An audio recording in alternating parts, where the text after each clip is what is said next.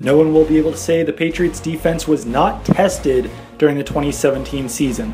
They play some of the best quarterbacks in the NFL, including Drew Brees, Cam Newton, Matt Ryan, Phillip Rivers, Derek Carr, and Ben Roethlisberger. The Patriots were wise to spend big money on tall cornerback Stephon Gilmore this offseason, not only because they take on some of the NFL's best quarterbacks, but also because they take on tall receivers like DeAndre Hopkins, Mike Evans, Julio Jones, Demaryius Thomas, and Amari Cooper. The toughest stretch of the Patriots season comes in the second half after their bye week, when 5 of 6 games are on the road against the Broncos, Raiders, Bills, Dolphins, and Steelers. It's also strange that 5 of the Patriots' 6 division games come after the bye week.